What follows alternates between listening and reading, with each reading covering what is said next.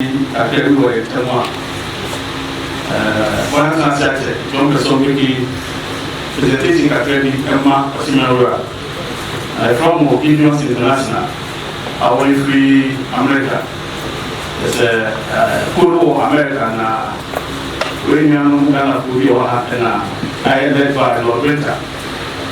On our person will make a very little presentation, Emma OSAGYEFUO, a very brief presentation.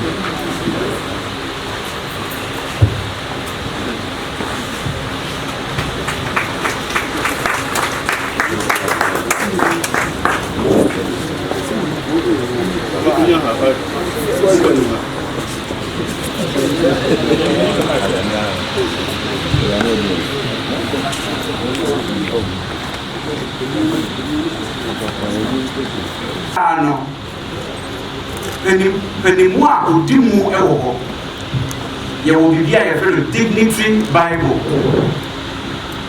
The master penina or man be a madu bako.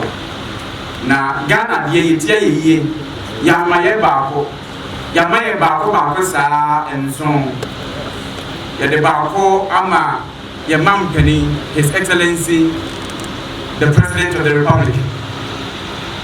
Mampeni Abedi His Excellency the Vice President of the Republic. Yes, I am Bako Edema, the Speaker of Parliament. Bakonso Eko Edema, the Chief Justice of Ghana. Bakonso Eko Edema, the Minister of Health. It's in COVID-19 and they are more and then somewhere by Intino or the Bonabaso.